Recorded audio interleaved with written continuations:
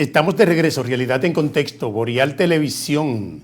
Saludando a los amigos televidentes que nos sintonizan en todos los sistemas de cable del país.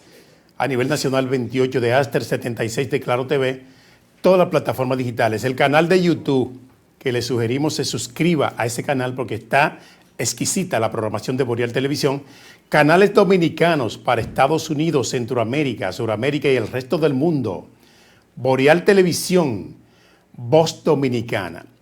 Bueno, en esta noche tenemos la presencia de un congresista que prácticamente se ha convertido en la voz que defiende los intereses nacionales en la Cámara de Diputados. Pienso que con 10 o 12 legisladores que puedan tomar un turno en ese hemiciclo y hablar de los problemas que afectan al país, la realidad fuera otra. Pero contamos allá con el diputado José David Báez, una persona que siempre está a la vanguardia y usted lo ve cada vez que toma un turno en el Congreso. Buenas noches, licenciado. Buenas noches, Julio Pérez Peña. De verdad que para nosotros representa más que un honor regresar a nuestro programa amigo, Realidad en Contexto, como debe ser, y en este Boreal, que es un canal muy visto y de nuestro pueblo dominicano. Hay mucho de qué hablar, José David, en este programa. La realidad nacional, prácticamente escándalo de corrupción en el gobierno y otras variables importantes que podemos abordar aquí. La primera pregunta que le haríamos es cómo usted ve la realidad del país, cómo ve la economía, cómo ve la realidad nacional. Bueno, lo primero que tenemos que señalar, ¿verdad?, y acotar que se han cumplido 62 años de aquel golpe de Estado al presidente más democrático y honesto, honrado, exactamente por defender el pueblo de aquellos depredadores que hoy todavía vemos que coexisten en nuestro país y que, como ya tú señalas, permean el erario público con sus intenciones malévolas de incurrir en corrupción. En tal sentido, ¿verdad?, aunque la democracia dominicana, ¿verdad?, tiene determinada fortaleza que en aquel momento no tenía, yo soy de lo que pienso que la democracia no existe si no hay justicia social. Y exactamente por esa lucha de la justicia social del pueblo fue que el profesor Bosch, presidente de entonces, fue derrocado. Y hoy vemos que, a pesar de que en lo que tiene que ver con la parte de la participación, la elección democrática, nuestro país ha avanzado, la justicia social sigue siendo una tarea pendiente, porque hay muchas situaciones. Y en tal sentido, pues contesto tu pregunta, ¿cómo vemos la realidad? Bueno, muy difusa en medio de un pueblo donde tú no puedes señalar un solo aspecto que realmente esté garantizando la tranquilidad de la gente, y en todos los escenarios tú lo que ves es demandas, protestas, gente que está inconforme con el accionar del Estado, del gobierno, en este caso en el regir del Estado. Entonces, tú ves una realidad muy difusa. Si tú te vas a salud, los hospitales, ya lo dijo el presidente en su gira que está por allá en Estados Unidos, los hospitales están más enfermos que los propios enfermos. Sí.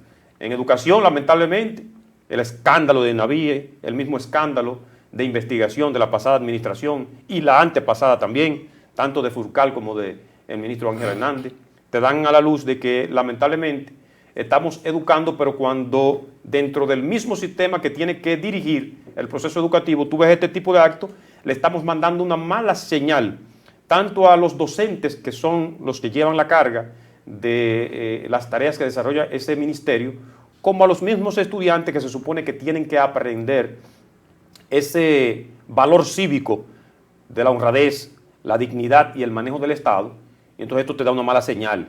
Pero tú te vas a la parte de la seguridad ciudadana y entonces vemos una reforma policial que, a pesar, bueno, vimos la ministra entregándole a nuestro presidente y líder, doctor Leonel Fernández, que no avanza el plan, pero es que eso tiene unos 2 años ya en camino y no vemos que arranca.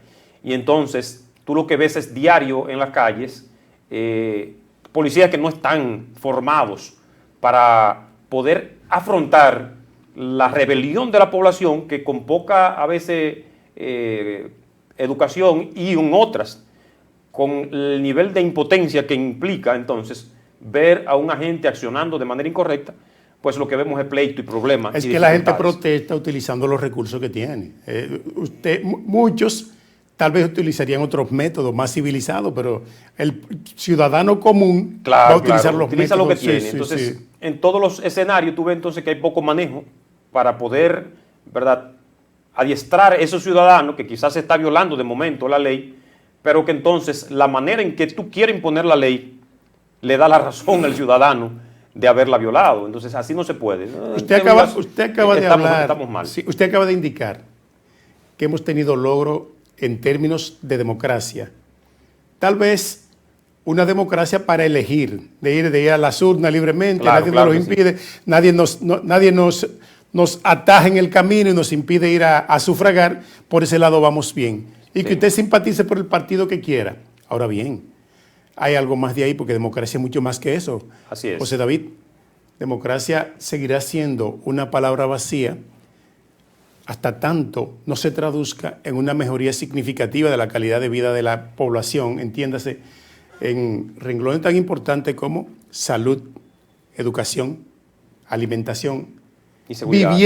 Vivienda. La seguridad que abarca todo eso. Ciudadana y otros componentes de la dinámica social. Así es, así es. Recuerda que la Constitución de 2010, uno de los principales avances que implementó es el tema de considerar establecer un Estado social y democrático de derechos, lo que implica que más allá de esto que tú estás diciendo, de la posibilidad de elegir y ser elegido, de la libertad de participación, la libertad de expresión, el Estado tiene que convertirse en un ente promotor del bienestar social colectivo de la gente. Y entonces, pues vemos que ese propósito en este gobierno específicamente del Partido Revolucionario Moderno no ha sido bien acogido y todo lo contrario, está retrocediendo en la posibilidad de que nosotros lleguemos a ese estamento social. Bien, y en términos políticos, ¿cómo ve el crecimiento que ha tenido en los últimos tiempos, los últimos meses? El Partido Fuerza del Pueblo, que es un partido relativamente joven, era minoritario hace poco. Así es. Sí, hasta hace poco era minoritario, un buen desempeño en las elecciones pasadas. ¿Cómo usted ve el desenvolvimiento que ha ido alcanzando a la fecha? Bueno, desde el 20 de octubre de 2019, de la fundación de este partido, la Fuerza del Pueblo, nosotros de verdad que hemos avanzado bastante. Recuerda que la Fuerza del Pueblo fue el primer partido que tuvo que realizar un congreso organizativo virtual y que el fallecido, ¿verdad?, doctor Franklin Almeida Rancière lo dirigió de manera extraordinaria y entonces eso nos permitió avanzar. Señalo eso porque exactamente el pasado domingo 3 concluyó el congreso electivo de nuestro partido, ya primer congreso electivo, ¿verdad?, de manera formal, realizado de manera estatutaria de la organización política, con la elección de 10 nuevos miembros de la dirección política que vinieron a sustituir otros que ya por causas naturales o por decisiones propias habían salido de esa alta dirección de nuestro partido. En tal sentido, la Fuerza del Pueblo, nosotros nos sentimos bien con la cantidad de dirigentes que se están sumando a nuestro partido, con el éxito que ha tenido este Congreso electivo, Manolo Tavares Justo, el éxito que tuvo el Congreso organizativo denominado Dr. Franklin Almeida Rancière, y de verdad que nuestra organización se ha fortalecido.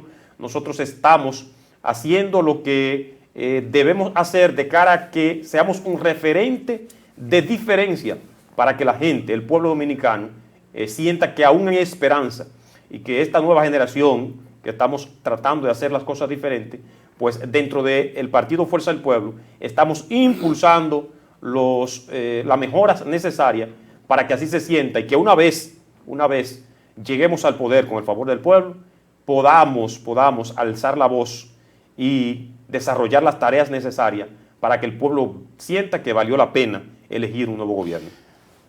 ¿Y las estructuras partidarias están completas todas o falta todavía? Nosotros del Congreso solamente nos falta ya que las posiciones que fueron reservadas por la dirección política, en este caso, recuerda que los estatutos establecen, y la ley, ¿verdad?, 133-18 de partidos y movimientos de organizaciones políticas, se establecen que la estructura tiene la posibilidad de reservarse un 20% en las elecciones. Entonces, en tal sentido, ese 20% que se reservó la dirección política, que no fueron a elecciones, por ejemplo, el caso de Santiago, que está reservada la presidencia, sí, en el caso de Santiago Este, en el caso de Navarrete, el caso de Villa González, y así una gran cantidad de municipios cuya presidencia está reservada. Entonces solamente falta eso, que ya la dirección política, como órgano correspondiente, ya estructurada, completada, ratificado los miembros que están ahí, entonces ahora resuelve ese tema y ratifique o designe en su defecto otro compañero que vaya a presidir cada uno de esos municipios y provincias. Eso es lo que nos falta. Entonces, ya de cara a que esto concluya, pues el partido deberá dedicarse de manera entera, porque no es que nos hemos detenido, no.